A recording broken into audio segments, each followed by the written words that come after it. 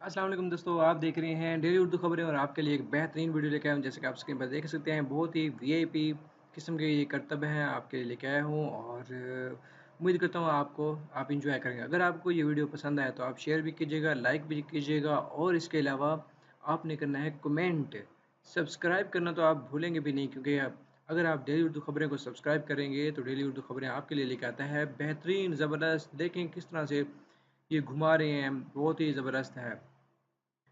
देखिए, ईरानी सर्कस मुझे बहुत पसंद है। ऐसे इस तरह के शोज़ वग़ैरह में मैं जाता रहता हूँ और इस तरह से की बहुत अच्छी-अच्छी वीडियो भी मैं आपके लिए लाता रहता हूँ। न्यूज़ भी सबसे पहले आपको डेली उर्दू खबरें में मिलता है सब कुछ, इसलिए आपको सब्सक्राइब करना मत भूलें। तो दोस्तों, सब्सक्राइब किए करें और बेल आइकन ज़रूर ऑन करें। इससे ये होगा कि जो भी नई आने वाली वीडियो होगी उसका बज़रिया नोटिफिकेशन आपको इत्तला दी जाएगी। देखिए किस तरह से ये बहुत ही बेहतरीन करतब करके दिखा रहा है आपको। तो एक सब्सक्राइब करना, शेयर करना, लाइक करना, कमेंट करना तो बनता है। अगर आपको वीडियो अच्छी लगे तो वीडियो ज़रूर शेयर कीजिएगा। तो दोस्तों, थैंक्स फॉर वॉचिंग। अल्लाह